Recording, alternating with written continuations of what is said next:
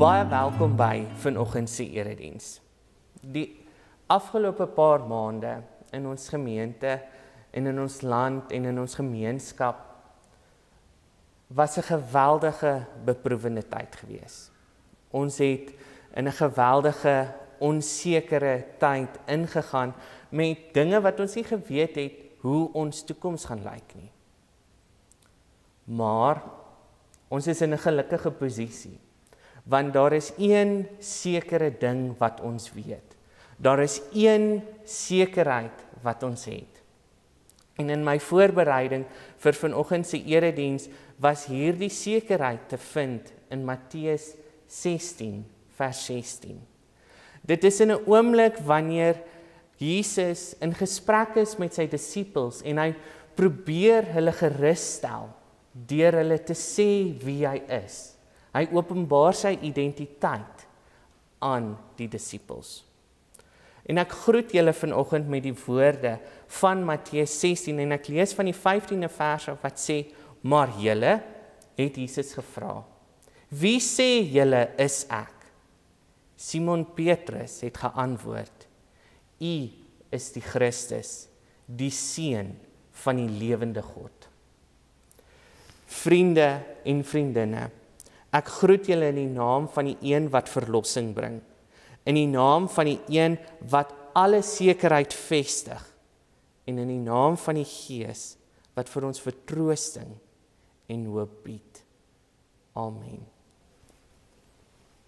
Kom ons antwoord op hierdie sekerheid, op hierdie opgewondenheid, op hierdie hoop wat ons het in Jesus Christus, met 'n loflied wat sê: "Maar die Here is die koning van ons skepping. Die Here is verantwoordelik vir die vrede en die hoop in ons samelewing." Kom ons sing lied 202 wat ons sê: "Maar ons prys hom, die hemelvors." Kom ons sing saam.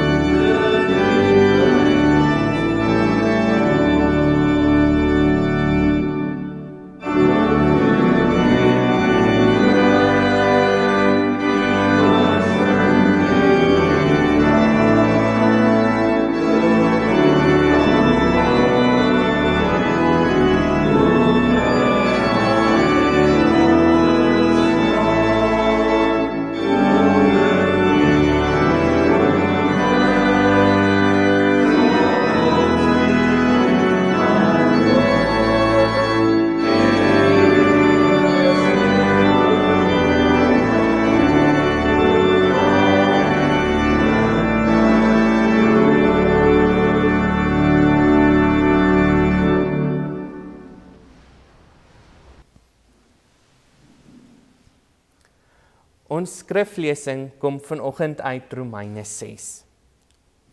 Nou, wanneer ons enige gedeelte in die Bybel lees, dan is dit baie belangrik dat ons onsself moet vestig.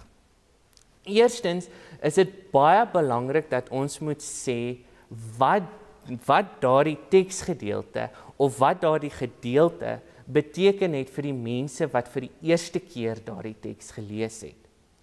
Die rede daarvoor is eenvoudig. Daar is 'n 2000 jaar verskil tussen die gemeente van Rome en ons vandag.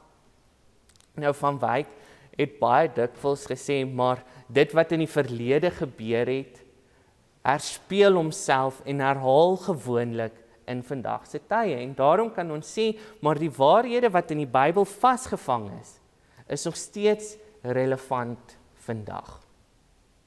Maar dit bly belangrik dat ons eers die teks moet verstaan vir die mense wat dit eerste gelees het, vir die mense wat dit eerste gehoor het.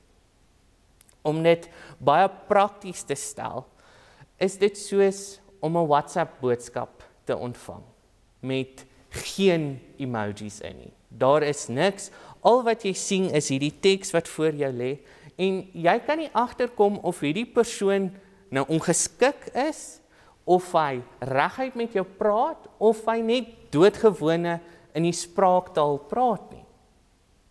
Maar die oomblik wanneer ons emojis bysit met 'n glimlaggie en 'n laggie gesig of 'n swentjie gesig, dan sien ons onmiddellik die bedoeling van die skrywe. Nou ons werk as teoloë en nou veral vandag in die Nuwe Testamentiese is om daardie bedoeling agter die teks vir julle te wys. Nou, soos ek vir julle gesê het, kom ons teksgedeelte uit Romeine 6. En ons moet net in kennis neem van 'n paar goed. Eerstens, Romeine word geskryf vir die gemeente in Rome en dit is 'n brief van Paulus. Wat ons weet van die brief is dat Paulus baie laat in sy bediening. Hierdie brief ontstaan na sy 3 sendingsreise, wanneer hy op 'n finale pad is, ons weet dit sy finale pad, na die weste toe. Hy wil die koninkryk van God vestig, letterlik volgens hom in die uithoeke van die aarde. Wanneer hy hierdie brief skryf, dan kom ons iets baie vinnig agter. Hierdie brief is die teologie van Paulus saamgevat. Alles wat Paulus weet oor God, alles wat Paulus wil sê oor God, alles hoe Paulus God verstaan, kom in hierdie boek na vore. Paulus hanteer die temas van genade, van sonde teenoor genade, van verlossing en hoop. Hy hanteer tot 'n gedeelte oor die verbond en hoe ons die verbond vandag moet verstaan. Uiteindelik, as ons vir mekaar vra, dan wat is die algehele tema van Romeine, dan was Martin Luther reg in die 16de eeu, toe hy gesê het, maar hierdie boek gaan oor genade alleen. Maar dit gaan soveel verder, dit gaan oor geloof alleen, dit gaan oor om God te eer, dit gaan oor die kruisdade van Jesus Christus, dit gaan oor die woord alleen. Dit is in wese die basis van ons gereformeerde teologie. Dit gaan oor die genade van Jesus Christus in ons alledaagse lewe. Met dit gesê, die tema wat baie sterk na vore kom in ons teksgedeelte, is juis hierdie teenspraak wat ontstaan. Hierdie konsep van sonde teenoor die konsep van genade. En Paulus gaan in Romeine 6 en hy verduidelik al baie goede. Hy vra, wat maak ons met die wet? Staan dit oor die genade van Jesus of nie? Kom ons vind uit, wat sê Paulus Eerstens, wat is sonde en daarby saam, wat is genade? Kom ons lees Romeine 6 vanaf die 12de vers. Ek lees vir ons. Moet dan nie toelaat dat die sonde nog langer oor julle heerskappy voer en julle die begeertes van julle sterflike aardse bestaan laat gehoorsaam nie. Julle moet geen deel van julle liggame in diens van die sonde stel as 'n werktuig om goddeloosheid te bedrywe nie. Nee, stel julle in diens van God as mense wat dood was, maar lewend gemaak is. En stel elke deel van julle liggame in diens van God as 'n werktuig om te doen wat God wil. Die sonde moenie meer baas wees oor julle nie, want julle staan nie onder die wet van Moses nie, maar onder die genade. Wat beteken dit? Kan ons nou maar sonde doen, omdat ons nie onder die wet van Moses staan nie, maar onder die genade? Beslis nie. Julle weet tog, as julle aan iemand onderwerp om as slawe te gehoorsaam, is julle die slawe van die een aan wie julle gehoorsaam is. As dit die sonde is, beteken dit vir julle die dood. As dit gehoorsaamheid aan God is, beteken dit vryspraak en lewe. Maar ons dank God dat julle wat slawe van die sonde was, van harte gehoorsaam geword het aan die leer soos julle dit deur die oorlewing ontvang het. Ons dank God dat julle van die sonde vrygemaak is en slawe van God geword het wat sy wil doen. Weens julle beperkte begrip, gebruik ek 'n beeld uit die alledaagse lewe. Soos julle elke deel van julle liggame in diens van sedelike onreinheid en wetteloosheid gestel het en losbandige lewe het, so moet julle nou elke deel van julle liggame in diens van God stel om heilig te lewe. Toe julle slawe van die sonde was julle nie in diens van God nie. Wat was die vrug wat die dinge waaroor julle nou skaam kry, toe vir julle opgelewer het? Die uiteinde van die dinge is die dood. Maar nou, julle is vrygemaak van die sonde en in diens van God gestel, en die vrug daarvan is dat julle geheilig word. En die uiteinde is die ewige lewe. Die loon wat die sonde gee, is die dood. Die genadegawe wat God gee, is die ewige lewe in Christus Jesus, ons Here. Amen. Tot net so ver.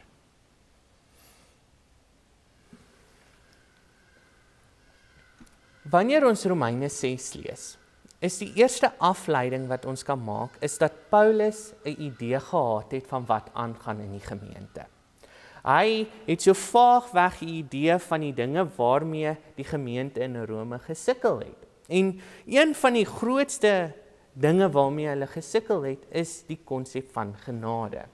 Julle sien, want die gemeente in Rome het hierdie rasionaliteit gehad, dat dit is te moeilik om my lewe te verander. Dit is te moeilik om nou 'n daadwerklike skuif in my lewe te maak. Ons moet in ag neem, dit was in baie onsekere tye gewees vir die Christendom. Hulle was vervolg nie net deur die Jode nie, maar ook deur die Romeinse owerhede van daardie tyd. Om 'n Christen te wees, het jy uitgestaan. Was jy anders as die res van die groep.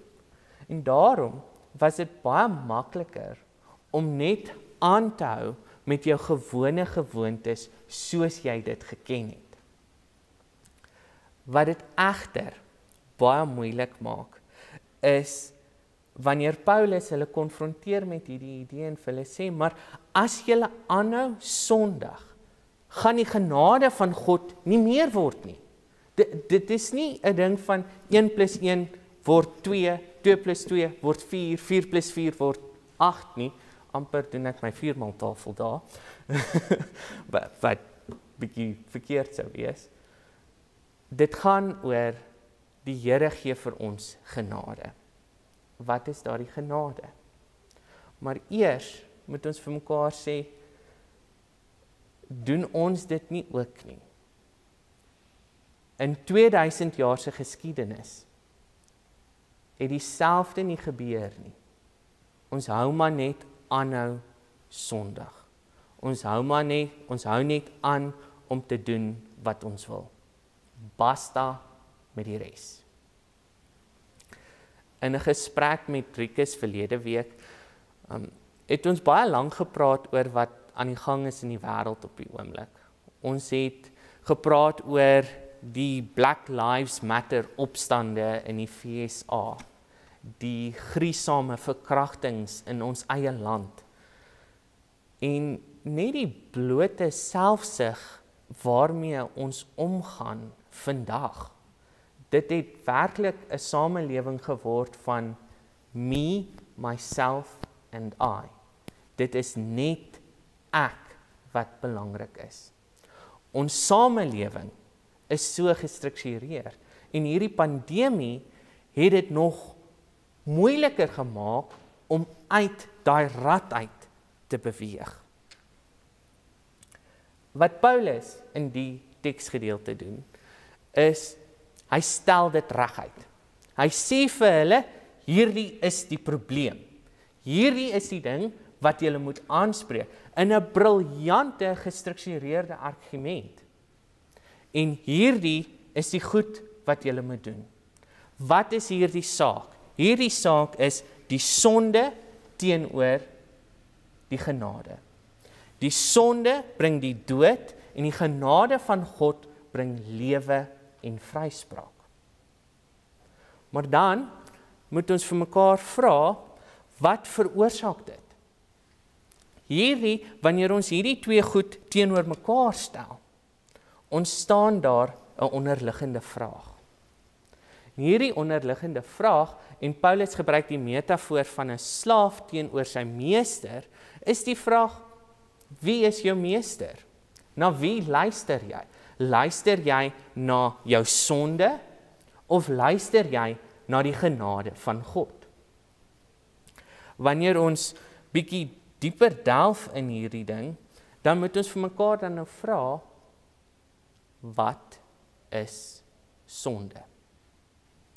Hoe lyk sonde? Is dit daardie lysies wat ons so dikwels in Paulus se briewe kry, ironies genoeg? Daai moenie onsedelik lewe nie, moenie losbandig lewe nie, moenie wetteloos lewe nie, moenie moord pleeg nie, moenie selfmoord pleeg nie, moenie dit nie, moenie dat nie, moenie. En so gaan die lys aan en aan en aan. Tot op 'n punt waar ons voel, okay, maar as ek nou skeef trap, dan is dit nou sonde. En hierdie het ook baie kwessies in ons samelewing opgebring. Ons dink byvoorbeeld aan die homoseksuele kwessie, wat baie sterk voor die lockdown in die NG gemeente gevoer is. Ons dink aan die verbond teologie, wat ook baie sterk 'n debat ontketen het in ons gemeente, in die NG Kerk as 'n breër. En daarom het ek baie moeite gaan doen en ek het gaan kyk na die fenomenologie van die woord sonde, soos ons dit kry in die boek Romeine, maar ook die woord kom redelik baie sterk voor in die res van die Nuwe Testament. Die woord wat Paulus gebruik vir sonde, staan bekend as hamartia. Ons klas het geleer, jy spreek dit eintlik uit as hamartia, maar hoe ook al jy dit uitspreek, ons is nie presies seker nie. Nou, wat hamartia beteken, wanneer ons na ander literatuur gaan kyk, dan sien ons, dit is gewoonlik gebruik wanneer 'n boogskutter, byvoorbeeld, sy teiken mis. Wanneer hy nie die doel skiet, wat hy veronderstel is om raak te skiet nie. In metaforiese taal kan ons net sê, jy het die punt gemis. En wanneer ons vir mekaar dan sê, sonde beteken dan eintlik om die punt te mis, dan is dit baie maklik om die gevolgtrekking te trek en te sê, maar dan is sonde om die doel van God vir ons lewens te mis. So wat doen Paulus? Hy sê, ons sit dan ook met hierdie dualisme. Aan die een kant is sonde om die doel van God vir ons lewens te mis. Aan die ander kant bring sonde genade. So, die gemeente van Rome is heeltemal reg om te sê, maar as ons meer sondig, dan sal die genade meer word. Soos ek hier sien hier in die gemeente, sien ek onmiddellik die fronsgesigte. Want ons almal weet, dit is verkeerd. Hoe kan jy so redeneer? Dit is nie 'n logiese redenasie om te volg nie. En Paulus, amper half baie ongeskik in hierdie gedeelte, as julle die Grieks gaan lees, gaan julle sien, dit is nee. Hoe kan julle so dink? Want as jy gehoorsaam is aan die sonde, bring dit die dood. En as jy gehoorsaam is aan die genade van God, dan bring dit die lewe. Bring dit waar ons eintlik moet wees. Dit bring ons by ons ander vraag. Hoe lyk genade? Wat is die genade van God? En dis eintlik vir my so mooi, toe ek voorberei het vir hierdie liturgie, want wat Paulus hier in die waarheid doen, is wat ons sien in ons gereformeerde liturgie, die uiteensetting van ons eredienste. Nou, ons eredienste, veral in ons gemeente, het amper al vir die baie ritmiese patroon, waar ons mekaar sê, daar is 'n wet, daar is 'n skuldbelydenis, en dan is daar 'n vryspraak. Die wet konfronteer ons. Dit is in die waarheid, en ons het dit so vertaal in ons gemeente, as die wil van God vir ons lewens. Dit wat die Here wil hê, ons moet bereik. My vraag vanoggend is dan, wat is dan die wil van God? En wanneer ons weer in die boek van Matteus gaan lees, dan gaan ons sien, Matteus 22, vers 37 tot 40, sê dit vir ons so mooi, wanneer Jesus die Fariseërs antwoord en hy sê, jy moet die Here jou God lief hê, met jou hele hart, en met jou hele siel, en met jou hele verstand. Met jou hele wese, en alles wat jy het, moet jy God lief hê. Dit is die grootste en die eerste gebod. En die tweede, wat hiermee gelyk staan, is jy moet jou naaste lief hê, soos jouself. Hierdie liefde, hierdie passie wat ons het vir die Here, moet dan uitstraal in ons medemens in. In hierdie twee gebooie is die hele wet en die profete saamgevat.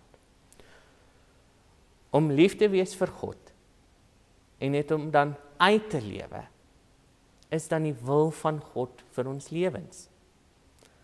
Met ander woorde, wanneer ons sondig, wanneer ons die doel van God vir ons lewens mis, dan leef ons nie hierdie liefde uit nie. Dit in sy wese is 'n baie radikale stelling. Want dis makliker gesê as gedaan. Liefde, om dit te sê, is maklik. Gaan, hê jou naaste lief. Dit is 'n voorbeeld van hoe jy God liefhet.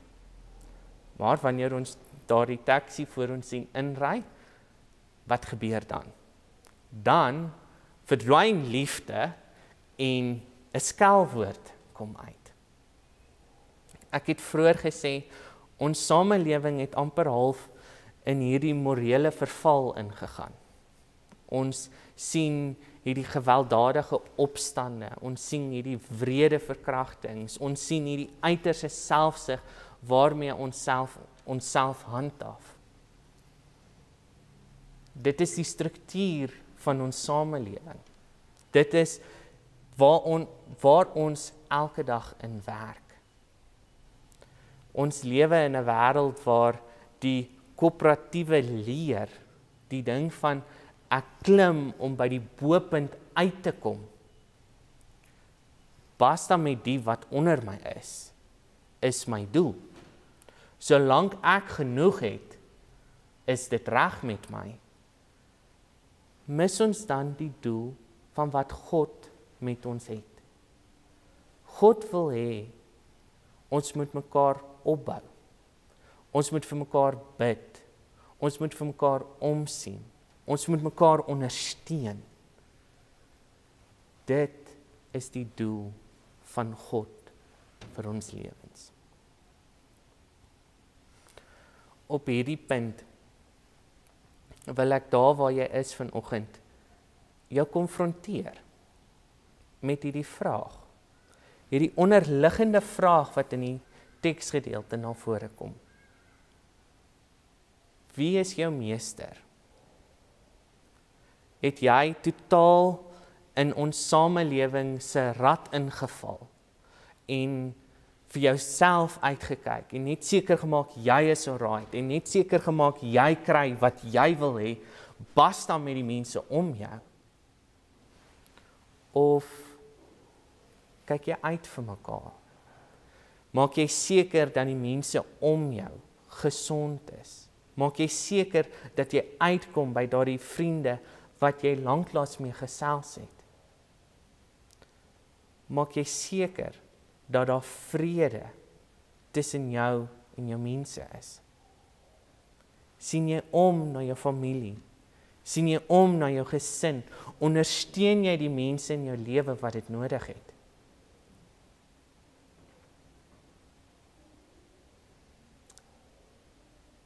Wie is jou meester? Die sonde of die genade? Ek gee geleentheid om stil te word voor die Here en vir jouself hierdie vraag af te vra, maar ook wanneer jy hierdie vraag vra en besef dat jy in hierdie oomblik tekort skiet, te vra vir vergifnis. Ek gee geleentheid vir stil gebed.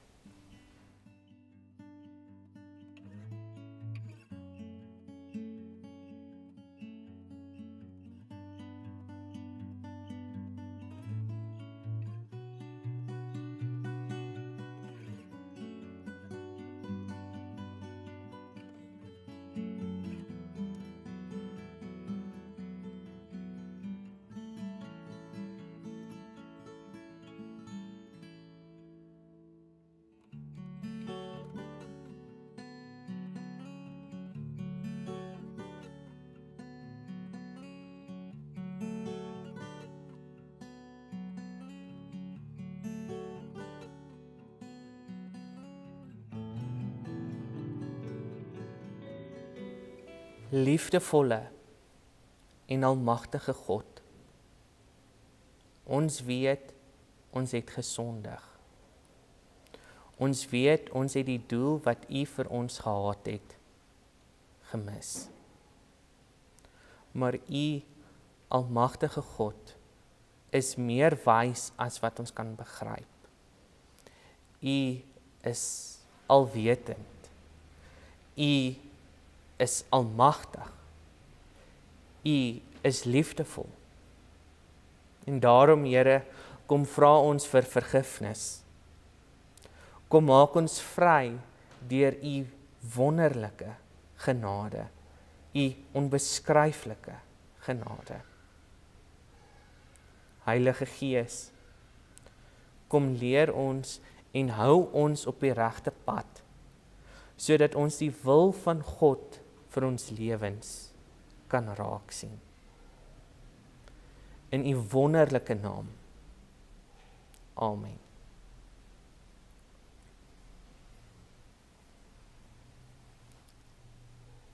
Wanneer ons kyk na Paulus se bediening, dan sien ons uiteindelik hierdie interessante ontwikkeling in sy briewe ontstaan.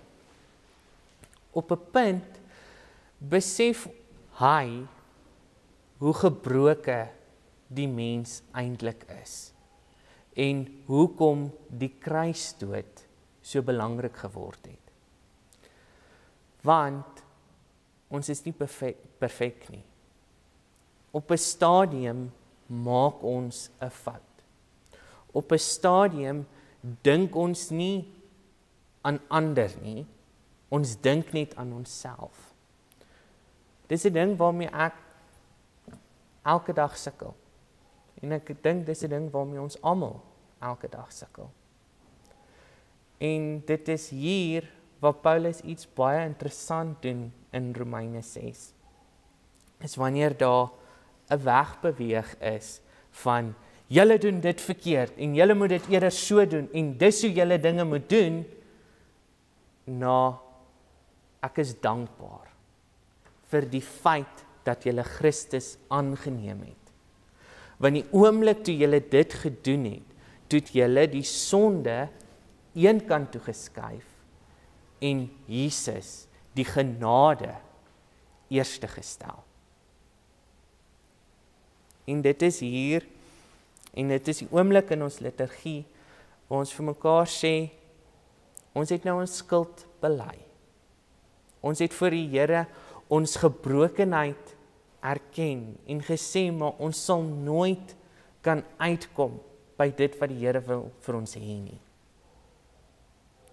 Maar dit is hier waar die genade van God na vore tree.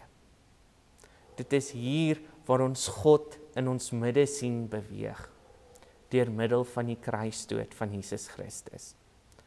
Want nou, deur Jesus se kruis, is ons vrygekoop van al ons sonde. Is ons vry van alles wat ons verkeerd gedoen het en nog gaan doen. Dit beteken nie dat ons nou net kan aanhou sonde nie. Nee. Dit beteken dat ons gebrokenheid voor God vir die eerste keer kan erken. Ons vryspraak kom dan vanoggend uit Romeine 6 vers 22 tot 23 wanneer Paulus uiteindelik vir hulle sê, hier is die hoop. Hier is Jesus Christus geopenbaar. Maar nou, julle is vrygemaak van die sonde en in diens van God gestel. En die vrug daarvan is dat julle geheilig word. Die uiteinde is die ewige lewe. En dan, om sy argument af te sluit, sluit hy af met hierdie sin. Die loon wat die sonde gee, is die dood. Die genadegawe wat God gee, wat verniet is, wat geen verwagting het nie, is die ewige lewe in Jesus Christus, ons Here. Om af te sluit,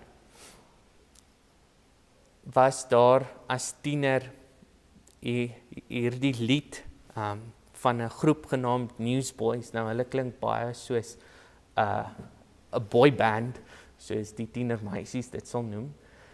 En ek baie aanklank gevind by een van die liedere wat hulle gesing het. Die lied se naam was I Am Free. En in hierdie lirieke van hierdie lied, dan gaan die brug, I am free to run. I am free to dance. And I am free to live for you. Ons is vry om te hardloop vir God. Ons is vry om te kan dans voor die voete van die Here. En ons is vry om in die wil van die Here te leef met liefde. Om vir mekaar om te sien. Daarom gaan ons nou ons geloof bely met die baie bekende lied 530 wat sê, al doen ek allerhande wonderlike goede, praat ek mense en engele tale, doen ek wonders, lê ek profeseë uit, genees ek mense. As ek dit nie met die liefde van God doen nie, as ek dit nie doen met die genade van die Here, beteken dit niks. Kom ons bely ons geloof met lied 530.